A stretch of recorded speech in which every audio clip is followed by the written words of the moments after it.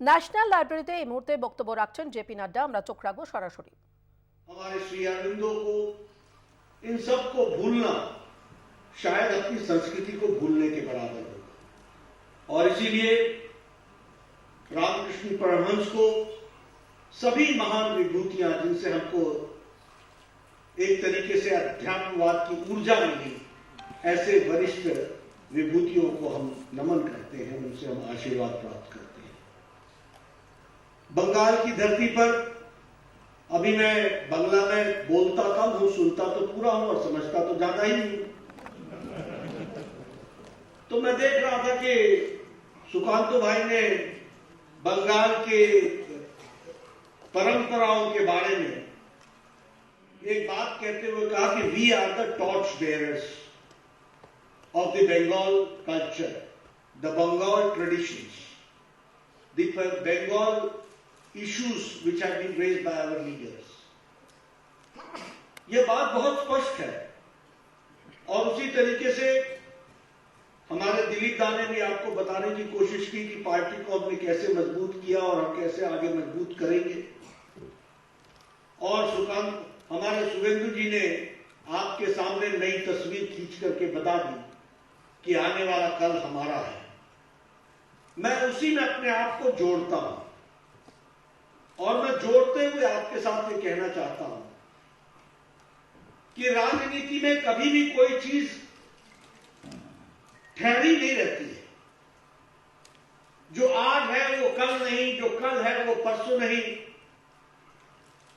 हमें राजनीतिक दृष्टि से किन ताकतों से अपने आप को समावेश करके आगे बढ़ना है, ये हमको हमेशा तय करना पड़ता है और इसलिए हमको अपनी ताकत का अंदाजा भी होना चाहिए। कई बार क्या होता है कि अगर घर के आगे कुछ गड़बड़ दिख जाए तो हमको लगता है सारा संसार ही गड़बड़ है, लेकिन ऐसा नहीं होता। संसार बहुत बड़ा है। उसी तरीके से राजनीतिक घटनाएं अगर सामने की घटनाओं से विचलित होने की परिस्थिति आती है तो दुनिया और राजनीति उससे परे भी है, उसको भी समझना और जानना हमारी आवश्यकता बन जाती है। इसको हमको समझना है और इसीलिए मैं कई बार लोगों को बोलता हूं कि देखिए, आपको भारतीय जनता पार्टी के साथ जो चुनने का, लेकिन दोनों पर बराबर की नजर रखना यह हमारी आवश्यकता है। और इसीलिए मेरे से जब कोई बात करता है तो मैं सौभाग्यशाली इसलिए कहता हूं कि देखो, ये हमारी ही पार्टी है जिसमें नेता है, जिसमें नीति है, जिसमें नियत है, जिसमें कार्यक्रम है, जिसमें कार्यकर्ता है लाखों नहीं करोड़ों, और जिसमें साथ काम करने का वातावरण है। तो भारतीय जनता पार्टी में बात करेगी। किसी के पास नेता होगा तो नियत नहीं, टीएमसी को देख लो, समझ में आ जाएगा। थोड़ी देर के लिए नेता है, नियत नहीं। नियत है तो नीति नहीं। खाओ खाओ खाओ खाओ खाओ, कमीशन मिशन, यही मिशन है कमीशन खाना। नियत नहीं, नीति नहीं, कार्यक्रम नहीं और कार्यकर्ता के नाम पर syndicate, no worker all syndicate. Am I correct? Am I correct?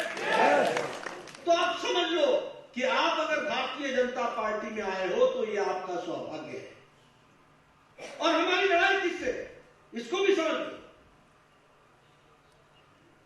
देखो, इस देश में सबसे पहले रीजनल पार्टी के नाम पर पार्टियां आई और रीजनल पार्टी का बड़ा सिंपल सा फंडा होता है, ना आगे नाक ना पीछे पगार, न कोई कार्यक्रम, न कोई नियत, न कोई नीति, न कार्यक्रम, अपनी जिसमें डपली बच जाए वही रीजनल पार्टी। और सारी रीजनल पार्टी देर सवेर परिवार की पार्टियां बन जाती। और इसको समझो, याद करो जम्मू कश्मीर, एक समय में श्रीनगर का नारा लगाने वाला नेशनल कॉन्फ्रेंस आज बाप बेटे की पार्टी बन गई, फरूक और अब्दुल्ला की पार्टी बन गई। याद करो पीडीपी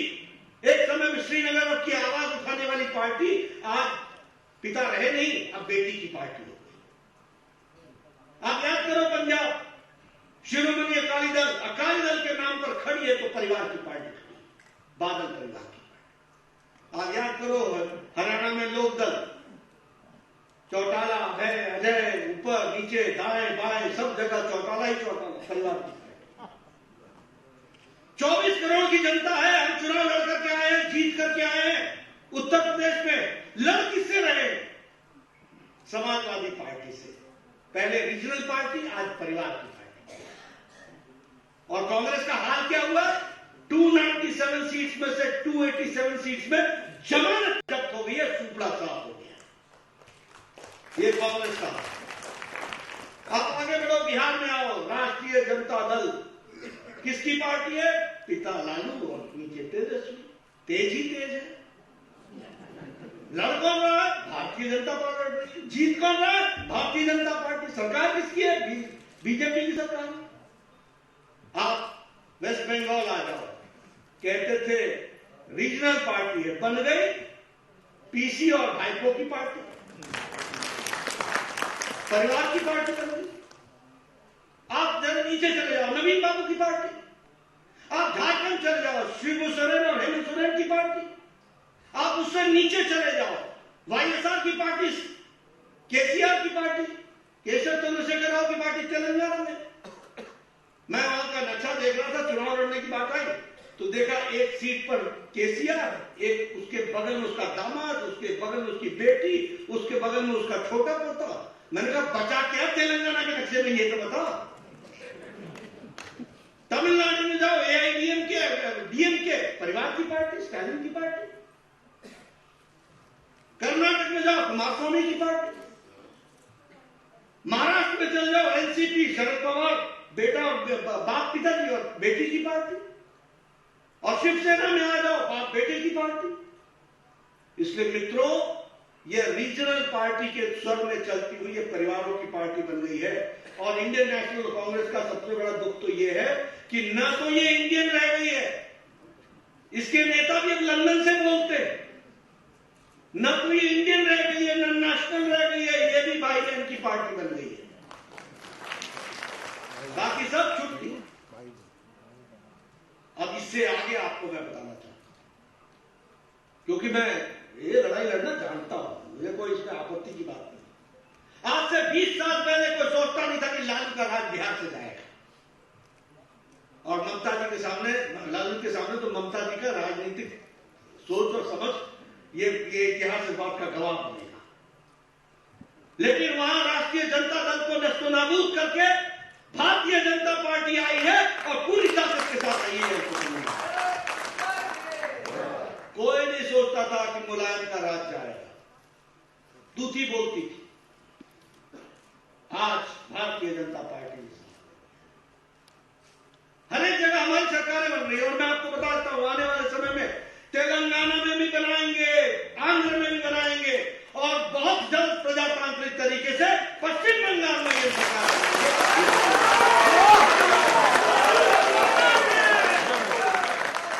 कल जो मैंने स्वागत में जोश देखा है ना, वो लोगों के हाथ फड़फड़ा रहे हैं, लोगों का मन फड़फड़ा रहा है। और मैं एक बात बताता हूं, राजनीति में जो जितना दबाएगा उतना ही उठ करके वापस आएगा, इस बात को समझिए। तो पूरा हूं और समझता तो ज्यादा ही नहीं। तो मैं देखती महान विभूतियां जिनसे हमको एक तरीके से अध्यात्मवाद की ऊर्जा मिली, ऐसे वरिष्ठ विभूतियों को हम नमन करते हैं, उनसे हम आशीर्वाद प्राप्त करते हैं। बंगाल की धरती पर अभी मैं बंगला में बोलता कम हूं, सुनता तो पूरा हूं और समझता तो ज्यादा ही नहीं। तो मैं देखती महान विभूतियां जिनसे हमको एक तरीके से अध्यात्मवाद की ऊर्जा मिली, ऐसे वरिष्ठ विभूतियों को हम नमन करते हैं, उनसे हम आशीर्वाद प्राप्त करते हैं। बंगाल की धरती पर अभी मैं बंगला में बोलता कम हूं, सुनता तो पूरा हूं और समझता तो ज्यादा ही नहीं। तो मैं देखती महान विभूतियां जिनसे हमको एक तरीके से अध्यात्मवाद की ऊर्जा मिली, ऐसे वरिष्ठ विभूतियों को हम नमन करते हैं, उनसे हम आशीर्वाद प्राप्त करते हैं। बंगाल की धरती पर अभी मैं बंगला में बोलता कम हूं, सुनता तो पूरा हूं और समझता तो ज्यादा ही हूं। तो मैं देखती महान विभूतियां जिनसे हमको एक तरीके से अध्यात्मवाद की ऊर्जा मिली, ऐसे वरिष्ठ विभूतियों को हम नमन करते हैं, उनसे हम आशीर्वाद प्राप्त करते हैं। बंगाल की धरती पर अभी मैं बंगला में बोलता कम हूं, सुनता तो पूरा हूं और समझता तो ज्यादा ही हूं। तो मैं देखती महान विभूतियां जिनसे हमको एक तरीके से अध्यात्मवाद की ऊर्जा मिली, ऐसे वरिष्ठ विभूतियों को हम नमन करते हैं, उनसे हम आशीर्वाद प्राप्त करते हैं। बंगाल की धरती पर अभी मैं बंगला में बोलता कम हूं, सुनता तो पूरा हूं और समझता तो ज्यादा ही हूं। तो मैं देखती महान विभूतियां जिनसे हमको एक तरीके से अध्यात्मवाद की ऊर्जा मिली, ऐसे वरिष्ठ विभूतियों को हम नमन करते हैं, उनसे हम आशीर्वाद प्राप्त करते हैं। बंगाल की धरती पर अभी मैं बंगला में बोलता कम हूं, सुनता तो पूरा हूं और समझता तो ज्यादा ही हूं। तो मैं देखती महान विभूतियां जिनसे हमको एक तरीके से अध्यात्मवाद की ऊर्जा मिली, ऐसे वरिष्ठ विभूतियों को हम नमन करते हैं, उनसे हम आशीर्वाद प्राप्त करते हैं। बंगाल की धरती पर अभी मैं बंगला में बोलता कम हूं, सुनता तो पूरा हूं और समझता तो ज्यादा ही हूं। आज गरीबी के और अति गरीबी को हम लोगों ने 1% से रिड्यूस करके 0.8% पर वहां दबा करके रखा हुआ है। ये आदरणीय प्रधानमंत्री जी की सोच का कारण बनता है, यह भी हमको समझ लेना चाहिए। उसी तरीके से अगर हम बात करें तो लोकल फॉर वोकल की बात करें, आपको जानकर खुशी होगी गांधी और खादी, इसी पर तो कांग्रेस 70 साल चला गई। लेकिन खादी को आज 1,15,000 करोड़ रुपए का टर्नओवर लोकल फॉर वोकल में दिया है, तो प्रधानमंत्री मोदी जी ने दिया है। And khadi has become one of the fastest moving consumer good, FMCG ये हो गया है। ये भी हमको समझना चाहिए, फास्ट मूविंग कंज्यूमर गुड बन गया है, ये भी हमको समझना चाहिए। हमारा जो बेनिफिशियरीज का सैचुरेशन पॉइंट है, वो भी हम 100% कवरेज की ओर बढ़ रहे हैं, यानी सारी जातियों को। अब देखिए हमारे यहां क्या है, इसको भी समझ लीजिए कि हम लोगों ने राजनीति की संस्कृति बदल डाली है। एक समय राजनीति थी वोट बैंक पॉलिटिक्स की, एक समय राजनीति थी धर्म, पंथ, वंशवाद, परिवारवाद, जातिवाद पर। आज राजनीति हो रही है सबका साथ, सबका विकास, सबका विश्वास और सबका प्रयास। इस बात को लेकर के हम चलेंगे और इसीलिए आंकड़े आ रहे हैं, इसीलिए हम लोगों को ये आंकड़े मिल रहे हैं। और इसीलिए हर एक धर्म के लोगों को, हर एक कास्ट के लोगों को, हर एक सेक्शन के लोगों को, सबको साथ जोड़ करके काम करने का जो काम शुरू किया है, उसको भी हम लोगों को समझना है। आपको जानकर के खुशी होगी कि इस वर्ष भारत ने लास्ट फिस्कल बजट में 600 बिलियन का US डॉलर्स का एक्सपोर्ट किया है, 600 बिलियन US डॉलर्स का। उसी तरीके से जैसे मैंने आपको बताया कि हमारे यहां डेवलपमेंट के लिए कभी नहीं सोचा था। आज बताइए, आज बंगाल के लोग दिल्ली में काम करते हैं कि नहीं करते हैं? आज बंगाल के लोग साउथ में जाके काम करते हैं कि नहीं करते हैं? आज one nation one ration card introduce कर लिया है। इसलिए हुगली का रहने वाला भी अगर एक सुब्रतो कुमार अगर बैंगलोर रहता है तो वो यहाँ के राशन कार्ड से वहां भोजन ले सकता है, वहां उसको अन्न मिल जाएगा। इस तरीके की हम लोग ध्यान दें। विकास के बहुत से आयाम हैं जिसको हम आपके साथ शेयर करना चाहते हैं। अगर मैं स्वच्छ भारत मिशन की बात करूं, 11 करोड़ अगर टॉयलेट्स बने हैं तो वेस्ट बंगाल में 74 लाख टॉयलेट्स बने हैं। इसका मतलब क्या है? देखिए, ये टॉयलेट नहीं, मैं बार बार लोगों को बोलता हूं, ये 74 लाख महिलाओं का सम्मान है, ये 74 लाख महिलाओं का एम्पावरमेंट है, ये 74 लाख बच्चों का एम्पावरमेंट है।